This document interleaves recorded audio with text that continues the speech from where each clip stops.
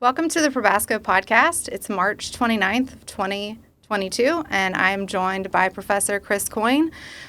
He is a professor of economics at George Mason University, and thank you for joining us today. Well, thank you for having me. It's great to be here with you. Thank you, Chris.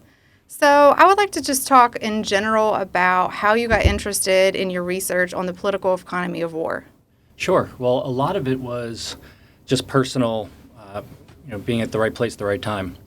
So I grew up in northern New Jersey, went to school in New York City, and worked, after I graduated from undergraduate, worked in the Wall Street area.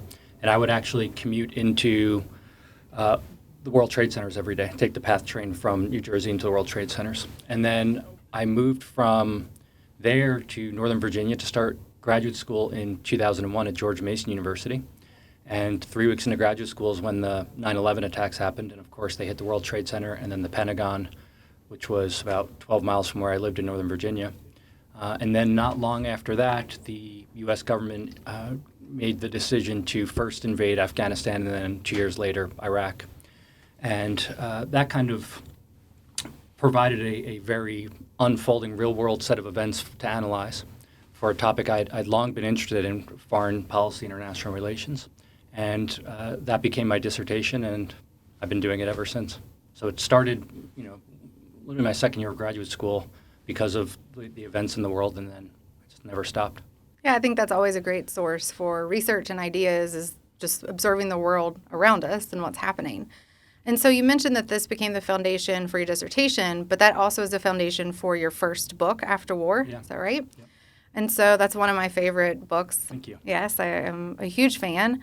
And part of the theme in that is trying to understand the failures of trying to export democracy. Yep. And so can you kind of walk us through why those failures are there, and then the framework that you use to kind of unpack those arguments? Yep. And so I was, again, a first-year graduate student going to second year, and I was Tyler Cowen's research assistant. He was one of the professors I worked with at George Mason. And I remember just being in his office, talking with him. We'd meet in passing whenever he was in the office and he needed assistance with something. And we were talking about the U.S. Invasion and occupation of Afghanistan and then Iraq. And, in our talking, I said to him, look, everyone's in the U.S. government is using kind of these very simple, clean, grandiose goals of exporting democracy and rebuilding these countries and creating prosperity, but no one is talking about any of the political economy behind it. So, for instance, no one's talking about, well, what would you need to know to actually redesign a society in the image that outsiders wanted it to look like, and for that to sustain? What kind of incentives would be required, both from on the part of the external interveners, but from those being intervened upon, regional actors, and so on? And really no one, at least in public, was talking about that. And that basic framework is what drove the entire project, was focusing on the lack of knowledge of outsiders, of both the historical context of the societies being intervened upon, but also what is actually required for a well-functioning democracy. Obviously, it's much more than just holding elections or using the word democracy. And then what incentives are there? And so, if you just look around Washington, D.C., where I'm from, there's standard big government failures everywhere. Again, anyone that's been to the U.S. Postal Office, to the DMV, used the infrastructure associated with the metro in D.C., is well aware of these issues. Absolutely. So what makes you think you can go abroad and engage in these grandiose projects, which faces those same incentives? And so that's the basic framework that I utilized. Well, I think that's fascinating, and your work and that foundation and that framework was part of my motivation in applying that way of thinking to development topics, which we have co-authored together, and more on the role of foreign aid. So can you kind of give the overlap, or where you see the connection between foreign policy and foreign interventions, but also then the role of foreign aid NGOs, which was a lot of what you discussed in your second book, of doing bad by doing good? Yeah. So I think they're directly related. And again, a lot of people associate foreign policy with military or the United Nations. And of course, that's an aspect of foreign policy. But foreign policy properly understood, is any relations with people outside your society. Those can be governments or people. So once you think about it in those broader terms, it also includes things like economic activity.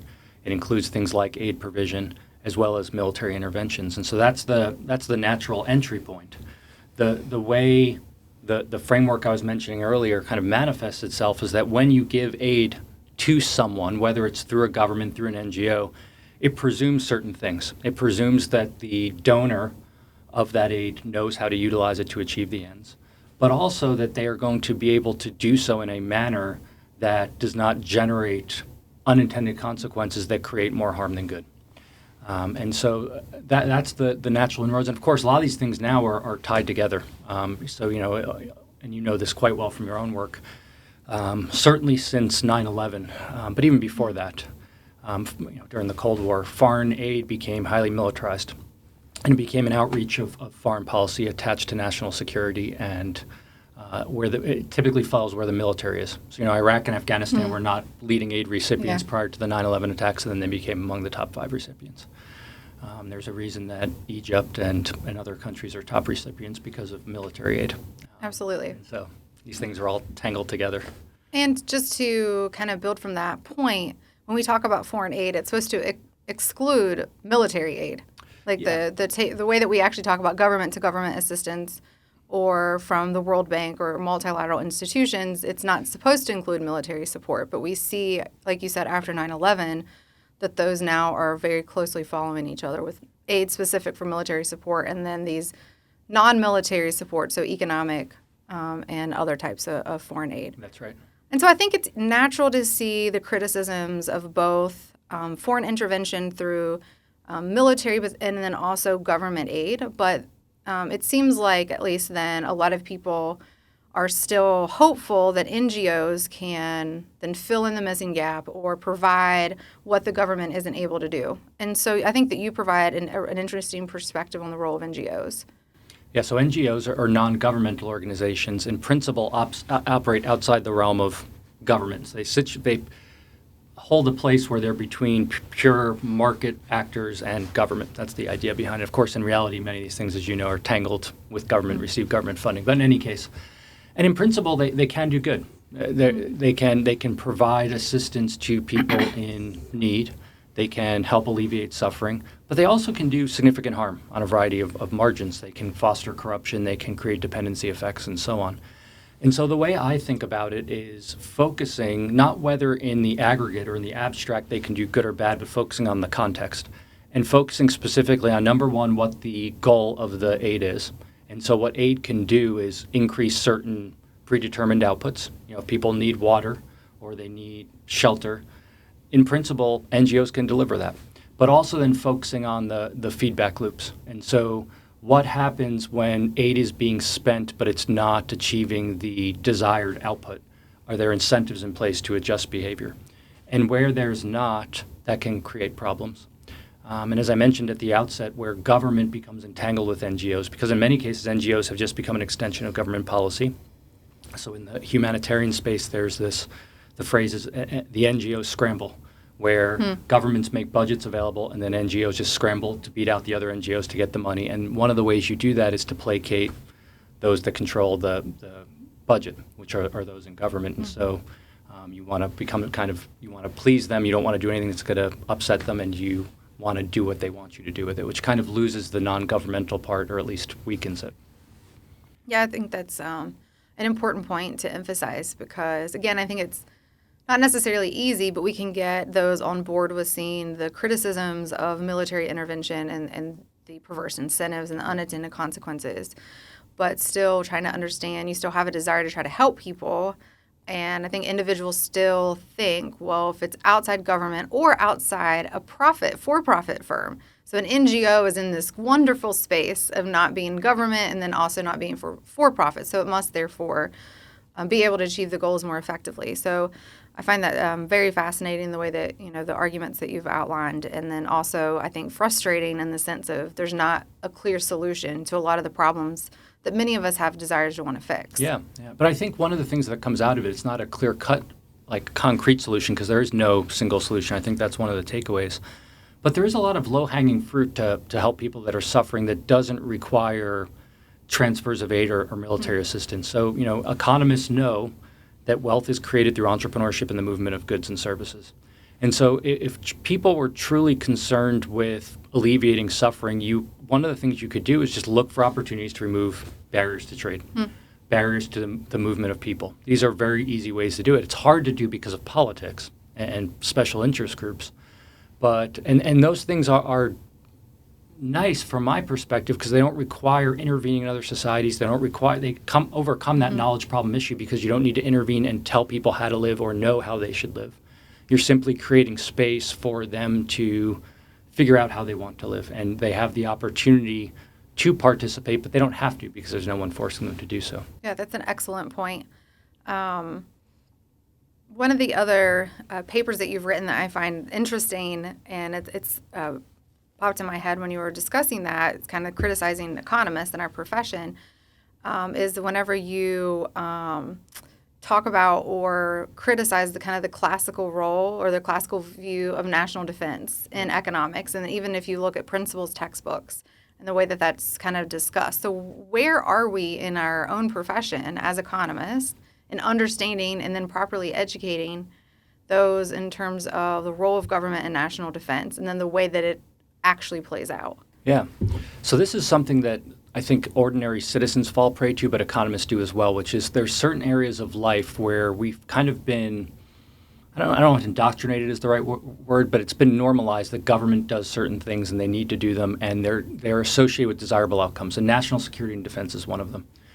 And so economists and political scientists characterize national defense as a public good, and that has a technical definition in economics. But really the kind of plain English outcome of that is that people left to their own devices can't supply effective security in desirable quantities and qualities, and therefore government needs to step in and do it. The problem with that, to my way of thinking, is it leaves kind of this middle ground, this black box, this thing we're calling the security state, unanalyzed. There's no economics applied to that middle ground. We're just assuming that we need government to do it, government does it. So then one of the things I've been interested in doing is unpacking that black box, that middle ground, by applying the tools of economics to the national security state. And once you start to do that, you realize that much of what falls under the purview of the security state in terms of their actual actions have nothing at all to do with national security. It's simply certain well-connected people feathering their nests and the nests of their friends and cronies under the guise of the common good and public interest. And it's kind of disheartening, but it's also accurate. And so one of the things, if we truly want to be accurate in our social scientific analysis, but also if we want to be good citizens. So if you say, well, the role of the citizen is to check government, then it seems like we want to have a critical understanding of these things, for better or for worse, so that as citizens we can make informed decisions, and as social scientists we can engage in a complete analysis of what the state can and can't do in different contexts. Yeah, that's fascinating. A big piece of your work recently has looked at the effects of our military and foreign interventions abroad, of how that comes home. And so your book with Tyranny Comes Home, I think, does a wonderful job in kind of opening our eyes to thinking about, we assume that the military interventions abroad have no effect on us here. And I think that that's part of why we see the disconnect or the lack of monitoring of U.S. citizens on what the military is actually doing abroad. There's an assumption to remain, or there's an incentive to remain rationally ignorant, and with limited knowledge and limited time to try to understand what's really happening. But in this work, you start kind of highlighting, actually, we are very much affected by this at home, and we do need to kind of open our eyes to those kind of outcomes. And so if you kind of want to walk us through that in terms of, how we've got the militarization of the police, more of a police state. Yeah. So the origins of that, so after war and Doing Bad by Doing Good kind of focused on applying economics to foreign policy abroad. And then the more recent stuff, as you were mentioning, is focusing on the domestic effects, because again, you can't separate domestic life from foreign policy, even though, again, that's naturally how we think about it. Foreign policy happens over there, and then any good stuff is just protecting liberty and the public interest. That's kind of what we're taught as little kids from our first days in school. Yeah. And so what started this was these revelations by Edward Snowden about the surveillance state. And I when those came out, I knew there was something called the NSA, the National Security Agency, but I knew very little about it. So I really just started looking around Wikipedia. So I started reading the history, and the NSA was founded in 1952. But I'm like, there's no way this thing just fell from on high. No government program of that magnitude just like starts one day randomly. It's usually a cumulative. So I kept reading, and of course, like any government bureau, it's taken on numerous names, reorganizations, and so on, what the NSA is today. And after then doing more detailed research, I traced it back to the Spanish-American War in the late 1800s into the early 1900s. And there was a guy by the name of Ralph Van Diemen who went to the Philippines and set up like the first surveillance state associated with America, but abroad, to combat the insurgents in the Philippines. And this was things like, they didn't have things like we have now technology-wise, but it was like collecting information on people's personal lives, their finances, intercepting communications between people, and using information as an active part of warfare. And then when he came back to America, it's not like he just goes, disappears. He integrates into the government and tries to set up a similar apparatus here. World War I creates the opportunity to do that, and that's really the origins of the national security state. And then my co-author, Abby Hall, and I apply it to the security state, militarization of police, torture, and several other topics. And the basic idea is that when you engage in a proactive militaristic foreign policy, that requires certain things. It requires a certain mindset about how you treat other people. It requires the development of a certain set of skills and techniques, what economists call human capital. And those things become integrated into government, into life. And then when you have wars where the entire world is a battlefield, so the war on drugs and the war on terror, they're both open-ended wars. It's a faceless enemy. And anyone's a suspect, even people domestically. And those type of wars serve as a entry point for governments to basically expand the scale and scope of their power over every part of the globe, including domestic life. And that's what we observe.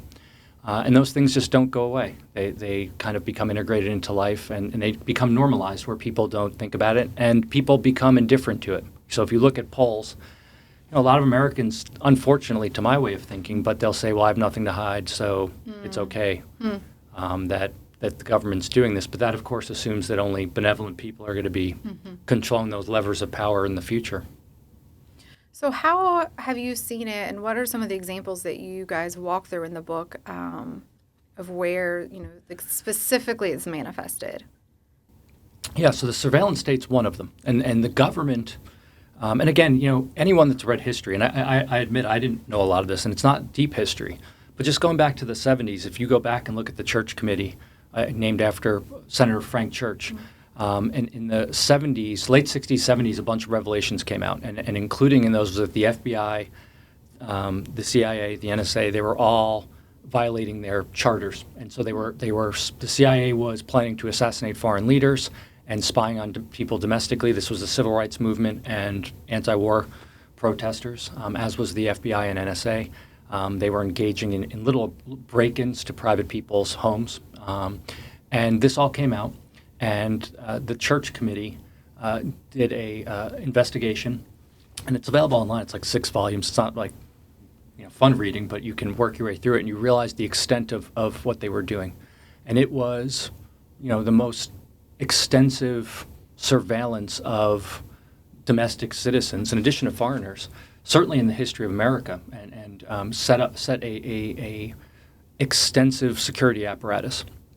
And even then, you can see Senator Church being interviewed on TV, and in one of those interviews he says, look, this thing is so powerful, and this is back in the 70s, that if a bad person took over, ordinary Americans would have no place to hide. You could not evade this. Now, what Snowden revealed was that all that was just in place, and they tried to put in, there's something called the FISA court, which is supposed to check abuses of surveillance power, but, like a lot of these things, there's lots of loopholes in it. That came out of the Church Committee. But what Snowden revealed is that not just that the same things were happening, but because of innovations in technology, now they were even more vast and expansive. And so it's pretty scary when you start actually reading about this stuff, about what the government has access to and control over our lives. Whether you're law-abiding or not, you have to think about whether in a free society you want government to have that kind of control over you. Well, where else do we see it? The militarization of police. And so the U.S. domestic police, again, starting in the 60s with the formation of the first SWAT team, which was based on military operations in Vietnam. That was the very purpose of it. Again, the promise was that it's just going to be localized and used only for good. This was in response to the race riots out in California. That was the origins of the first SWAT team. And of course, that's spread throughout the country. Now they're used for no-knock raids associated with the drug war. And as we've seen with things like Ferguson and with the protests in the wake of the George Floyd murder, it's been deployed in a host of different situations, which was not the initial intention. And tied up with that, you have things like civil asset forfeiture. Mm-hmm. Civil asset forfeiture is that if a police person stops you and suspects you of wrongdoing or suspects you of suspicious behavior by their own judgment, they can seize your assets. So let's say I'm driving and I have $5,000 in cash on me. And who knows what it's for? Maybe it's because I'm a criminal, but maybe, as in many cases, it's because I run a small mom-and-pop diner that's a cash-only business. I'm going to deposit my weekly money in the bank. They might say, well, that's weird that you have $5,000. Only a criminal would do that, and they can take it. And then the onus is on you, the person whose property has been confiscated, to demonstrate your innocence, which flips the entire premise of our legal system on its head. Of course, our legal system is premised, at least in principle, on you're innocent until proven guilty.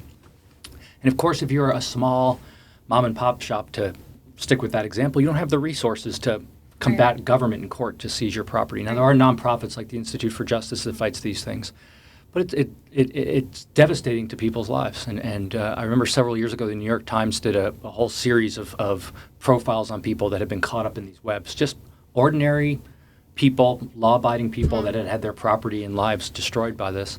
And some people refer to it as policing for profit because, of course, the incentive is to take, because there's a profit-sharing arrangement between the Department of Justice and local police forces where they each get a percentage of the cut.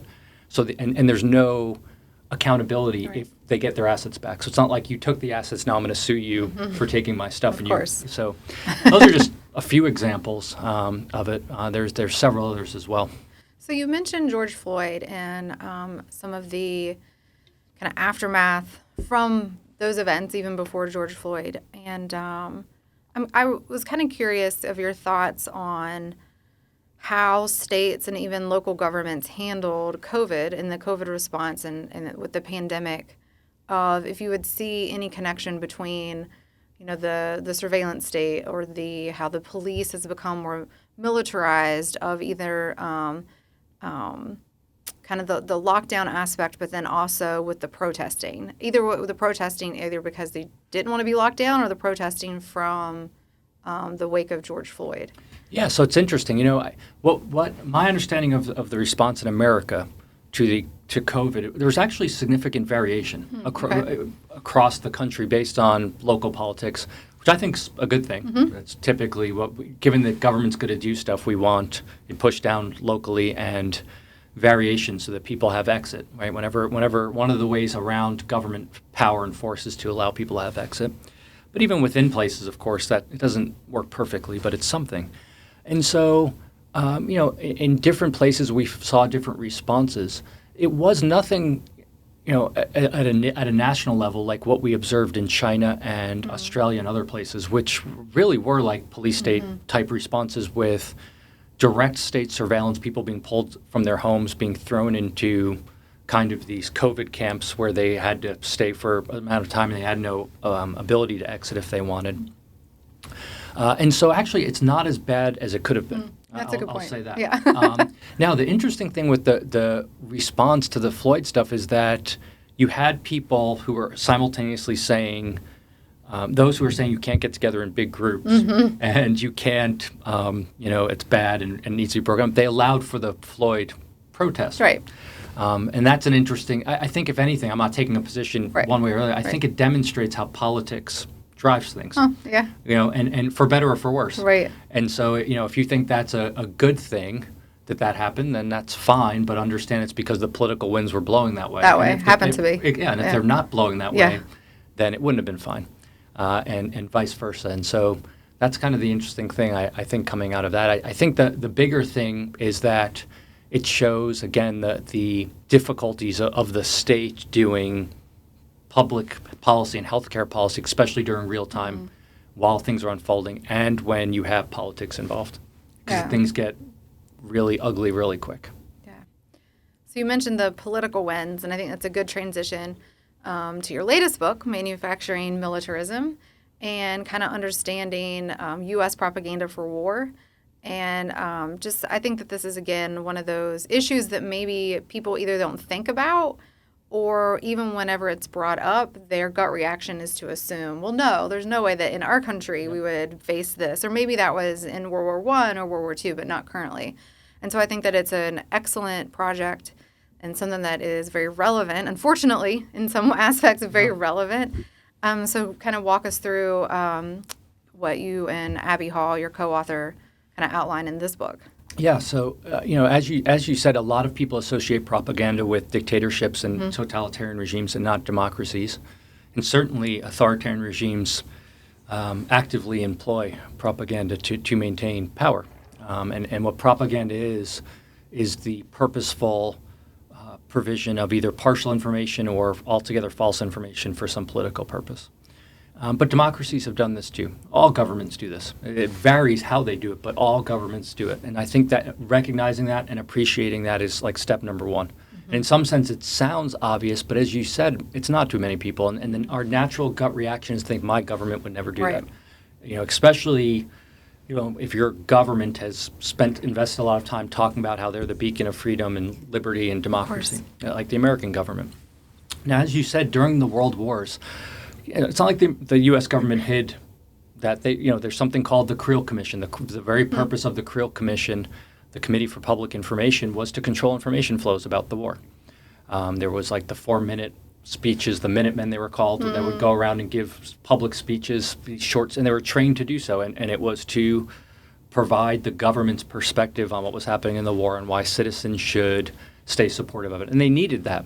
They needed that to get support, maintain support, because the world wars, of course, mobilized such a significant amount of resources, both sending people abroad, but also in terms of domestic life. I mean, people, were encouraged to. It was basically a return to poverty, which is what war does, and we should always remember that. It's not war's not a wealth-enhancing strategy. Absolutely. Of course, during the World Wars, we had victory gardens. What's a victory garden? Well, you grow your own food in the name of the national good and supporting the troops. But that's like saying return to pre-industrial revolution. Farming, And so, modern propaganda still happens, but it's not like that. It's not like, there's a committee, they've got, the U.S. government's gotten wiser about it. But it happens. I mean, again, anyone who just goes and looks at the buildup to the Iraq invasion knows that there was misinformation. And we know this for a fact now, that top people in the Bush administration lied publicly about the possession of weapons of mass destruction by the Saddam Hussein regime. Colin Powell lied in front of the United Nations in order to get support for war. And then they also lied in the aftermath. And we know this about the progress being made in the war as well as Afghanistan. And we know this now. The Afghanistan papers have been released, which are all the reports on the operations of the Afghan war. And people knew throughout the war that it wasn't going well. But they were pressured to make up various metrics and talking points that would support the war effort. And there's lots of other things which we can talk about, but I'll just make mention of. Anyone that's been to a sporting event, a professional sporting event, or even semi-professional, they typically start with some grand military showing. And many of those, at least we know with the NFL, they were in partnership with the Pentagon, certainly after 9/11, and the Pentagon would pay money to the league in order to have these grandiose showings in the name of, creating support for the military and patriotism. And you might say, well, that's great, we should have patriotism. But the purpose, the point, I think the broader point is these are all efforts to desensitize people to both the integration of militarism into our life, but also it's supposed to create an unquestioning attitude that if somehow you question the war effort, it is, you're unpatriotic or you don't support the troops. But that's not the way a free society works. And if you go back to the founding of America, James Madison, Adams, all of these people were very worried about the war-making ability of government as the big threat to a free society because they realized how the tentacles of war can spread throughout society and subsume all of the things that make us a free, self-governing society. And so to my way of thinking, being a good citizen is having a questioning attitude. And that's okay, and that shouldn't be looked down upon or squeezed out in any way. And efforts, too, I think are quite dangerous to a free society. I would obviously, I think, completely agree with you.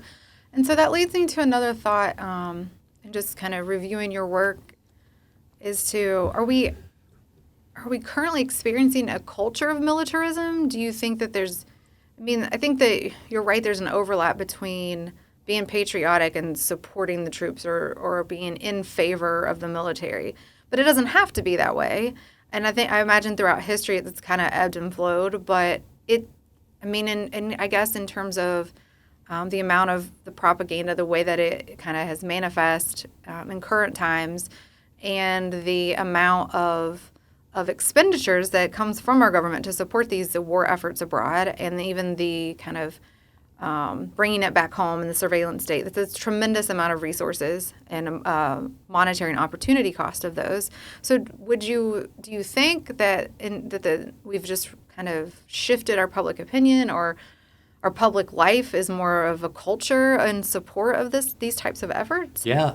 So it's hard. Again, a lot of people associate when I use the term militarism, what I mean by that is where military activities and the military apparatus, so the entire state apparatus that supports that, is kind of placed on a pedestal in life, and it takes a central role in domestic affairs. And of course, then it's used to project power both domestically and internationally. And so from that standpoint, I think America is a highly militarized society. It's not militarized like China or like Stalinist Russia. So I'm not saying there's troops marching the street, although there have been periods of that too. And that's what makes it even trickier for citizens to realize. It's kind of covert. And so let me just give put some meat on that if I can.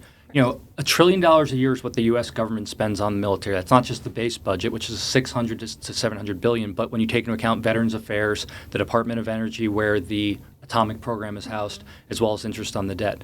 But you also have to realize that things like the war on terror are estimated to have cost about $8 trillion once you're taking a full account. So this goes to your point about opportunity cost. So you have the raw opportunity cost that those resources could have been used for other things. But the other thing is you have to realize what happens when those resources are spent on war making. It builds up an entire infrastructure around that. So if you go look at the top 100 defense contractors, you'll see things. There's the standard defense providers. There's Boeing, there's Lockheed that build all the fighter jets, but then there's like healthcare firms and there's accounting firms and technology firms, because all of those things, that apparatus needs support. And so now all aspects of domestic society are integrated into the military sector in one way or another. It's hard to find an aspect of American society that's not integrated either directly or indirectly. And then, of course, there's job creation associated with all these programs. Yeah. And so you look at something like the F-35 fighter jet and production of that. It's actually brilliant the way that Lockheed set it up from their perspective. Yeah. Production is spread in something like 48 states or something like that. Wow. So it's literally impossible to undo it, because you'd have to be a member of Congress who is willing to fire part of your constituency to ever get rid of this program. Yeah. So it's brilliant on their part in terms of creating a too big to fail government program. But then you look abroad, and the American government has something like 800 bases of military installations around the world. In any year, special operations intervene in 75% of the world's countries. The U.S. government's the world's biggest international arms dealer. Some of those go to democracies. Many of them go to some of the worst governments in the world, like the Saudis, in terms of human rights and treatment of women and minority groups. Just brutal. I mean, we're not talking here minor things. Once you start viewing all this, and then you take into account, again, each person has to decide what values are important. But to my way of thinking, kind of the set of values that make America unique, both from its founding and its presence, are what people refer to as liberal values, liberal in the classic sense of the term, but an appreciation of human dignity, human rights, human freedom, both of association, economic freedom, and so on. And I think many of these activities actually undermine those things. And again, the weird part is that many people view them as necessary and actually upholding them, but in many ways they corrode and destroy those very things. Yeah, that's terrifying. But I think that it's very enlightening in the way that we need to kind of start thinking about these issues, especially if we do care about freedom. So one thought is, well, two things, but one, it came out of when you were kind of going through that, is I think that a lot of people's reaction right now and what's going on with Russia and the Ukraine is, well, why aren't we defending Ukraine? If we are, because it's part of the propaganda, or at least part of the messaging has been, we are a country who upholds these values and freedoms, and we're going to make sure they're upheld in the rest of the world. And so I'm not really sure. I think there's a lot of politics, obviously, at play between what's happening in the Ukraine with Russia. But what are your thoughts in terms of like where the U.S. is, and then how to explain what the decision making with that? Yeah. Well, first of all, I'll say this, and I think it's important to say that there's no easy answer. And it's okay to say that. Yeah. Like people, that doesn't get you on TV. That's not a good tweet to say, because people, here's a thread on what you do to fix Ukraine and Russia. It's not, the world's not like that. And I think I always take that as a sign that you should, be highly skeptical of people that do claim theirs. And that was the claim, by the way, with Afghanistan and Iraq. This is going to be easy. It's simple. And it's never, in a complex world, it's never that case.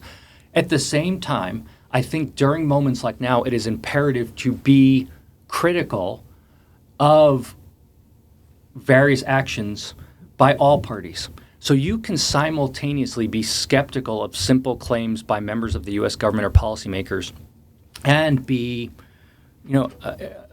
view the Putin, actions of the Putin administration as abhorrent. And you can hold both those positions simultaneously. And again, one of the things that concerns me now is it's kind of set up where you're either with us or against us. Yeah. So if you question anything, with foreign policy of the West towards Ukraine in terms of supporting them, then you are somehow supporting Putin. Right. But people need to be careful. I mean, there's nuclear weapons involved. There's the possibility of spillover effects into areas outside of Ukraine. And you also have to remember that the U.S. government is already doing a lot for Ukraine. There's the sanctions. There is arms flows going into Ukraine. There's other aid and intelligence. Now, you can debate whether there should be more or less of that, and that's a fair argument to be had. But that does, those are critical questions you need to ask. So here are the kind of the questions I would ask.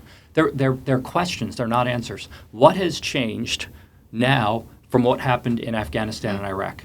It's the same system. Different people have been elected, although many of the same people are still in the bureaucracies. But what has changed? What knowledge is necessary in order to achieve the ends you want to achieve? And do you have that knowledge, or do people in Washington, D.C. have that knowledge? What incentives are necessary, and do they have those incentives? And then what are the costs? Both fiscal costs, but also the broader costs in terms of human life, both any troops that are sent over as well as civilians.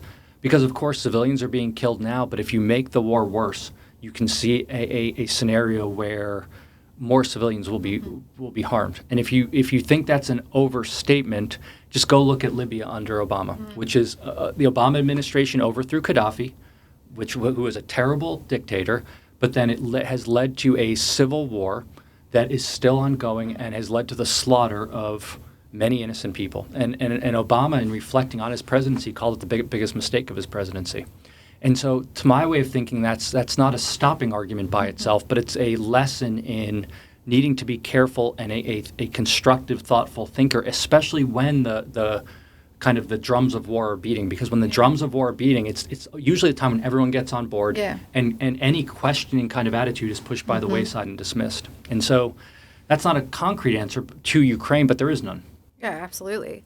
So then, do you think that the decision to maybe not go in with guns blazing in supporting Ukraine, that, there's been some lessons learned? Or do you think there's other kind of political incentives to hold out? Or is it that because there's nuclear weapons involved? Yeah, so I've been critical in our discussion of many government activities, but let me say this: I'm actually pleasantly surprised, and happy with how the Biden administration, that's my opinion, has responded in terms of troops on the ground and the no-fly zone. So there was a lot of pressure, both from the leaders of Ukraine, but also some sitting members of Congress, to impose a no-fly zone. And the minute you impose a no-fly zone, it's equivalent of declaring war, because you're going to have to shoot down not just Russian aircraft over the space, but typically when you have a no-fly zone, you have to take out the infrastructure in the country that supports the aircraft, which would mean bombing within Russia's borders, which would be a declaration of war, even if, probably not officially, since the U.S. Congress has given up its responsibility of officially declaring war long ago, as they should, according to the Constitution. But in any case, I was pleasantly surprised about that. And the fact that troops haven't been sent in. In these situations, I think that you need to establish, the incentive is to talk tough. And even over the last couple of days, Biden has made, now whether they were mistakes or not, I don't know, but talking about Putin can't stay in power, regime change, that's quite dangerous, because you're backing someone into a corner. And you have to realize that you can, again, think that someone is a tyrant, like most governments are, by the way, throughout human history and in the present, but also that you need to deal with that tyrant. So the options are you start literally World War III or something close to that, or you try to negotiate a peace settlement, even though it's not the first best. So any moves that back that person into a corner and push diplomacy off the table makes it that much harder. And that's the tricky part of international relations, then, is finding these kind of inroads to have these diplomatic conversations and debates about it. But again, it's messy. Then you have all the discussion about NATO and NATO expansion, and certainly that played some role. But again, a lot of it's what role it played, and I don't know kind of a magnitude response to that. So then let me ask you this. What is a successful war? And I guess in econ, we talk about means ends analysis, and when, as economists, we analyze the means and let others define the end, right? We're not supposed to be judgmental of whatever the goal or the end is, and we are value-free. And so within the space that you work, you use the economic framework, as you've been discussing throughout the entire podcast, to unpack these very difficult but highly important questions regarding war and militarism. And so when could we ever say it's a successful war? Or would you say that they are? Well, that's a great question. It brings us all the way back to after war, this is something I wrestled with even back then with nation building. And I think, first of all, it highlights that economics and political economy is extremely important, but it doesn't have all the answers. So it provides us insight into constraints and limitations, but you need to draw upon other fields and kind of scholarship to answer these questions. So with war making, there's a lot of issues about ethics, what is right and wrong. Economics can help inform those conversations, but it can't answer ethical issues for the reasons you just said, and that's okay. So I view economics as a set of tools that can help us inform these conversations rather than answer them, and there's nothing wrong with that. I think neglecting those things, though, neglects a key part of that toolkit and leads you to perhaps adopt things that appear to have more moral weight than they do, because you're not taking into account the ability to do them. So then how do we determine a success or failure? Well, we need to define our ends, as you said. So in after war, what I did is I took the statements of the Bush administration at face value. And they said, we want to export democracy to Iraq and Afghanistan. And then did they do that? And then looking back historically at interventions that were aimed at doing those things, not from my judgment, but from the mouths of the people who are our leaders, did they succeed or not? And that's a benchmark to judge it against. Now, what do people say to me all the time? That's not really the goal. They just say that, and they really want oil or profits for the firms or whatever other. And my response to that is that's all possible, and I don't deny that at least conceptually any of those things are possible. And I understand that political leaders oftentimes simplify things down, if not outright lie, as this book discusses. But we need some benchmark because we don't want to impose our value judgments upon it. The easy way out, and I think a cheap way of arguing, is saying bad people do bad things, good people do good things. But it's not really an argument either, right? It's a tautology in some sense. So where political economy comes in analytically in an interesting way is to point those things out, that like how a disjoint can exist between what happens and what the stated ends are. But then, of course, there are these other things, and that's what this type of work tries to look at. Like, okay, you're right, there are incentives to lie, so let's look at that. To my way of thinking, and here's how I fit it together. In after war, I tried to show that even taking political leaders at their word, that you actually really want to export democracy and help people, it's really hard to do under those first best conditions. So then when you start deviating from those first best conditions and say, well, they say they want to export democracy, but they really want the oil or profits or whatever, and then you introduce into the equation disinformation and propaganda, that should make us even more skeptical of interventions when people propose them. Because they can't, even under first best conditions, it's really hard to achieve. But we can be pretty confident that those first best conditions don't exist in the world because of all these other frictions in politics. And so to my way of thinking, that's a reason to be highly skeptical when people make grandiose claims about what they want to achieve abroad, or when they try to silence dissent. This again is another reason for critique and dissent, because all of the incentives that are baked into the system are biased in the other direction. So would you say that to you, in order to promote change, whether that would be, any type of social change, in order to, minimize the ability to have propaganda or to be abroad and be misbehaving and that the citizens at home don't know about it or are unaware of it, do you think that it is about information flow and critique and discussion? Like, where do you see us as a society in order to get things that people actually say that they do want? Where do you see us being able to move from the position that we're in into achieving those other goals? Yeah, it's a great question. It's a hard question, but it's where I've kind of shifted my focus now. So what do you do about this? And Abby and I, at the end of Manufacturing Militarism, talk about the importance of citizens being aware, just an awareness of it and caring. That's an important thing. If you don't care, government's going to run roughshod over you. But I think to say more about it is to say that one solution is to shrink the reliance on government. But then this comes back to, I think one of the issues is that many social scientists, like we talked about earlier, take government as a given when it comes to security. But why? When we look around the world at our own actions, we all engage in a whole host of, number one, security operations. From the most mundane things, we lock our doors, we have alarms, we have cameras, we have neighborhood watch, we have people own guns. There's a whole host. People hire security firms. And on the flip side of that, all of us in our daily lives engage in peaceful behaviors.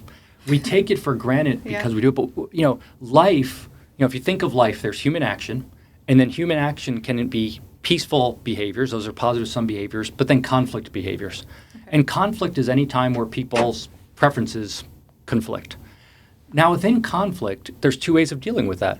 There's violence, or there is resolution.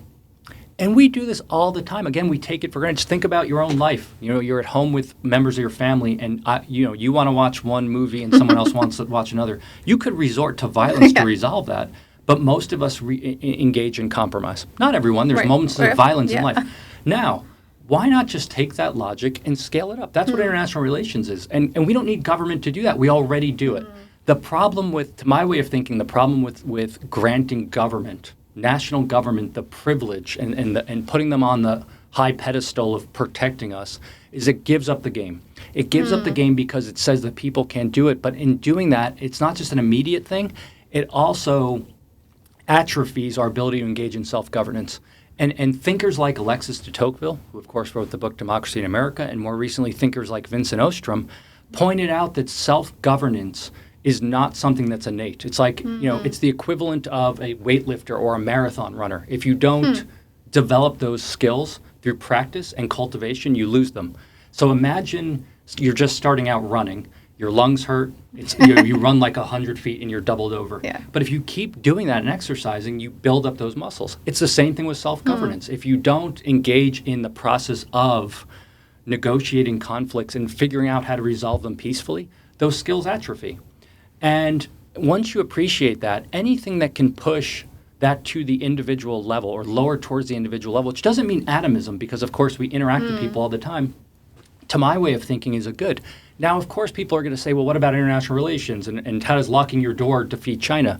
And my response to that is, well, we don't need to defeat China. Mm-hmm. One of the things I think is important is there can be zero-sum situations in the world, but many situations that are negative sum, where not just you lose, but you actually get stuff destroyed, a lot of those are of our own making. As people, we have the ability to shape whether many situations are negative sum or positive sum. Just like in our own life. Go back to the TV remote. Yeah. We can make that a positive sum situation. I need to live with you.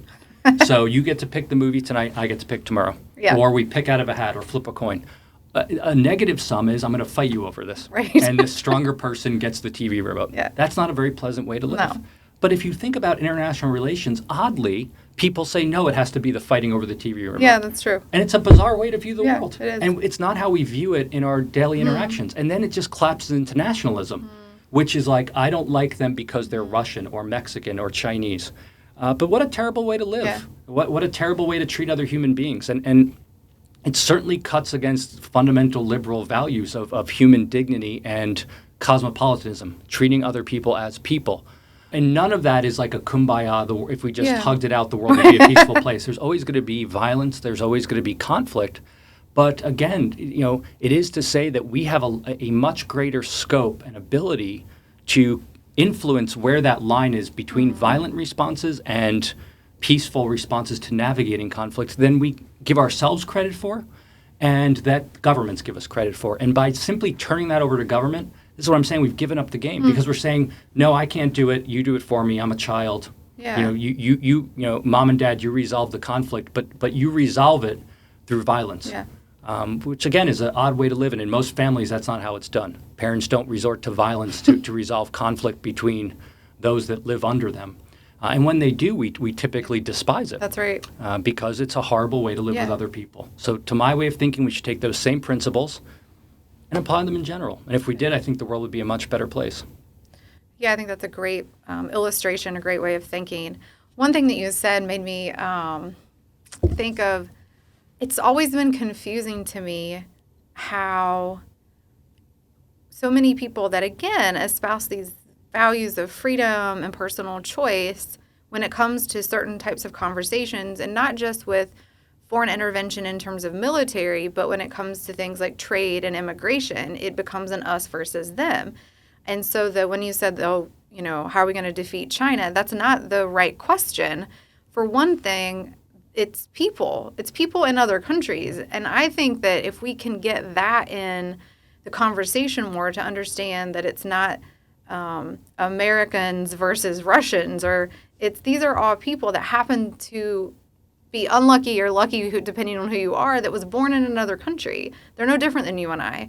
And I have found that to be somewhat of a way to shift the conversation a little bit more toward getting people to think a little bit differently and opening up their eyes to the self-governing way instead of the turn it over to government. Clearly they would know better and do it better. So I think that's an excellent way of. Yeah. Stories, personal stories, recognizing that the people are always on the other end. Abstractions and aggregation into nation states, it's collectivism writ large, both within a nation and across nations, because it just treats people. There's no people. There's no homogenous lumps. Yep. And to the extent there are people, there are political leaders wielding control over others and acting on their behalf. And again, I always think about it just in terms of ordinary life. Nowhere do we walk around in life and say, well, I'm having a trade war with my grocer. But we do that internationally. And the reason we do it internationally is because governments are involved. Yeah. And this goes to your point about there's people involved in the same way that we're able to have peaceful interactions with our grocer. We have peaceful interactions with others abroad. Yeah. And the more we can kind of think about it in those terms, and that's hard because, again, most people associate, Randolph Bourne, the famous writer, he's famous for his paper, War is the Health of the State. And a lot of people don't read it. They just like that phrase. It's like a cliche phrase. But he makes a really important distinction in there between country and state. And there's a reason the word state's in the title. Okay. Country is how you identify with society. It can be based on language or values or whatever. State is the state for Bourne is the operation of the political apparatus. It's the machinery of government. And Bourne points out war is the health of the state. It's the health of that machinery. And he points out in there that you can love your country, you can love the values and your community and despise the state. And in certain instances, that's required for the maintenance of the country because the state can undertake actions at odds with the values of the country. And that's always stuck with me because it seems like people tend to conflate the state with the country. Yeah. And that opens up the doorway for the state to do things which are actually at odds with the values of the country. I think that's such a good point, too. It reminded me of my grandfather served in World War II. And when you would ask him about, his life and achievements, the two things he would mention is being a part of World War II and his family. And that's how he viewed his life's contribution. And so at times it would be difficult to even criticize government because it was not, maybe indoctrinated is too strong of a word, but a psychological way of dealing with what they went through. But he was genuinely proud to have served. Yep. And I find now it can become a balancing act of when you're talking to those who've either been in the military or have family members in the military that to be critical does not mean that is not in support of what those individuals have done or are also doing. Yeah, and this raises a great point because one thing we haven't touched upon, which I'm glad you brought it up, is oftentimes left out of the conversation is the soldiers themselves. Yeah. So we forget, and again, people say, no, we care about the soldiers, but typically in a very superficial, thank you for your service, disingenuous way. Again, you're at the Titans game, and the military's at the beginning, you're holding up your $15 beer to cheers, and then you just go on with your life. And there's human beings involved in this. And when you go to war, that is not just human beings on the other side being intervened upon, but human beings carrying it out. And only recently has it become acceptable, which is a broader trend in discussions of mental illness, to discuss the brutal effects of war on the people who engage in war. So during the World Wars, it wasn't manly to talk about this. And the magnitude of suffering, not just people who died, but just when they came back, they ruined their person and their life mentally, in addition to physically for many of them, was enormous. And now you say, well, we don't send as many troops abroad, and that's true. But now you start reading the stuff about the psychological effects for operating drones because basically you're killing other human beings through computers. Yeah. And they're real things. And I think that's always important to think about. So another thing to my way of thinking that leads me to say war should only be a last resort, truly after everything else has been exhausted, is if we truly care about troops, we want to do everything in our power to avoid putting them in harm's way, not just because of the immediate threat to their person, which is real, but because of these long-term effects as well. And so I think that's something that's very rarely discussed. And in America, we've become very privileged because the way war has evolved. It's not like the mobilization with World War I and World War II. We can envision a situation like that, but war has become cheaper from that standpoint. And so it's much easier to just send other people abroad, even in small numbers, and just say, let them deal with it. Yeah. And then we'll just thank them, we'll let them on the airplane first or whatever. Yeah. and it's, I have friends, and again, this isn't some kind of scientific study, but in talking to them, they find it they know when people are treating them in a disingenuous way, and and that goes from people who were abroad and engaged in combat to others who have desk jobs, and because they have a uniform on, people are buying them food, and they're like, "What are you talking about? I'm sitting in Florida, I'm a lawyer in Florida, a JAG or whatever." And anyway, it's certainly an interesting aspect I think that's important to take into account. I agree, and you mentioned drones, which is one thing I had written down that I thought we could discuss, because it is very much something that people either don't think about, or when they have brought it up, it's usually in the context of war. It's cheaper from the cost of lives, and that's a good thing. As if they don't think through the logic, then that means it's cheaper to engage in combat. Exactly.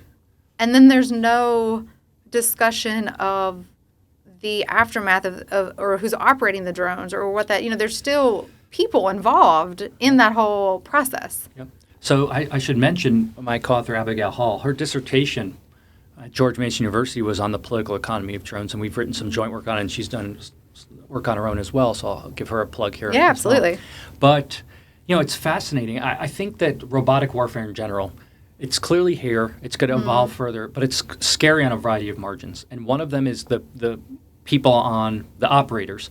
And, one of the things is it actually takes, people think it's like, oh, it's just some guy sitting there flying a radio controlled thing. And there is that aspect to it, but it actually is an enormous support staff required for flying a drone. But also on the recipient side, there's the point number on the people being intervened upon.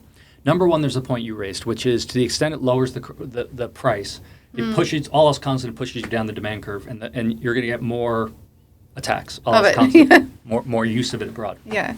But the other is, the U.S. government has lied about the precision of drones. And so if you listen to, drones really took off in the war on terror they've always been, going back to like World War II with the early versions of them, they were used for like surveillance and training. Okay. And during the first Gulf War, they were used for surveillance. It's during the war on terror that they started using them for offensive, bombing people or launching missiles. But in any case, the Obama and his crew really ramped up the use of these things, because they wanted fewer boots on the ground. And they they used the language of precision. It's like a scalpel. It makes it sound like you can drop a bomb on only the bad guy's head. Yeah. And that is ridiculous. And so, again, if you want one example of this for the people who listen to this and you don't want to delve into it, just go look at the last 2 days of the U.S. occupation of Afghanistan. And I think it's on August 29th this happens, where they were so Biden had to get everyone out of Afghanistan. It was going to be messy no matter what. People ripped on Biden, but I give him credit for getting out finally of Afghanistan. And there was no way it was going to be a smooth process. And that, again, should lead us to skepticism of these things, which they talk about it like a neat entry and exit point. But one of the things they were worried about was that ISIS and other groups bombing American troops and the airports as they were exiting. So they had drones in the sky. They were targeting people and killing them. Well, one of the people they killed that they thought at first was an ISIS person turned out to be a humanitarian worker who was carrying 2 jugs of water to deliver to people who were suffering. The drone strike killed 10 people. 7 of them were children. They killed the aid worker. No one was held accountable. And they said, yeah, it was just faulty intelligence. My bad. That's what the U.S. government. And it sums up both the war effort itself, so 20 years in Afghanistan, as well as the imprecision of these things. And you can just go look up in the New York Times, you can find discussions of this aid worker being killed at the end of the occupation, and it really gets at the issue. And the other issue is terrorists are always embedded, not always, but usually embedded in communities. And those communities include innocent people. And you read these stories that we have of the drones, because these drones can fly overhead for days at a time, and people know they're there, and then all of a sudden something falls from out of the sky randomly. And they kill innocent people. Yeah. And they talk about the psychological effects on children, on women, members of the community, but also the hatred it has created for the American government, but really American society as a whole, who they associate with the government. Yeah. Because imagine drones flying above America and then randomly dropping bombs down. Like, think about the response to 9/11. And that was a good response. So someone attacked people, innocent people, on U.S. soil. Yeah. So you can understand the strong response. But imagine from the other perspective, because, of course, from the American perspective, we're only doing good, we're combating terrorism. Yeah. But imagine living in a society and then having a foreign government dropping bombs on you. And you can see how people would have that same kind of very strong, passionate response, but that undercuts the process of peace. Because now, instead of viewing people as others you can interact with, you are viewing them as enemies. And now, for many of those people, anyone associated with America is evil. Yeah. And so you can see this creating issues, not just today, but 5, 10, 15 years from now. Oh, goodness, absolutely. Especially if you're a kid and your family's been killed by a drone strike. Yeah, it's going to alter your entire life. Your perception of the world and so on. And the choices you're going to make thereafter. To wrap up, you've maybe answered this, but I wanted to ask if you would just share with us either what you consider your favorite project or your favorite research and the implications from that, or if there's just something that you think is, if there's only one thing that you could get out in the world or, to teach people or to tell people about, what is that message? Yeah, well, those are hard questions, but I'll try my best. And, starting in reverse, in terms of the message, I would say that war making is the most destructive act that human beings can undertake. That's always been the case. and it is destructive on the most important margins. It kills human beings and harms and maims other human beings, so it undermines human dignity and human life. It is, as Paul Collier says, development in reverse. War is the opposite of development and flourishing, so it has long-term effects, and that peace is the way. And any move that can be made towards peace is good. Trade, as we've discussed, and peaceful interaction is bound up with that. And that's the message. Now, there's a lot to that, as we've been discussing, but that's kind of the postcard version of it. In terms of what I'm most proud of, I'd certainly point to after war. And the reason I point to after war is just because I was so young in my career. I still can't believe I did it when I look back. Seriously, I didn't write it as my dissertation, but I wrote it as the chapters of my dissertation turned into that. Economics is not a book discipline. And I had a book contract soon after coming out of graduate school because I was sitting outside Pete Betke's office as a graduate student, and the editor from Stanford actually came to see him. And he disputes this, but I remember it well. He kind of blew her off and said, "Go talk to Chris. He's sitting out there." So I talked to her, told her about my dissertation, and then she's like, "You should turn that into a book." And I had no idea anything, like how to write a book. It just seemed so intimidating. But so I'm proud of it. That I think I'm happy with most of it when I look back. And so I'm proud of the work itself, but also just that I was able personally to do it. So I'm proud of it. But I'm proud of everything. I'm happy with everything I've done. But that's the one I'd highlight. I completely understand that. As I mentioned earlier, it is one of my favorites. So you should be proud. Yeah, thank you. And I've had the fortune to not only co-author with you, but you were on my dissertation committee, right. And so I have definitely known each other a long time. Benefited from your expertise and knowledge. Well, thank you. And thank you for coming on the Probasco podcast. I'm Claudia Williamson, Probasco Chair at UTC and Professor of Economics, and I was joined today by Professor Chris Coyne at George Mason University. Thank you, Claudia. Thank you.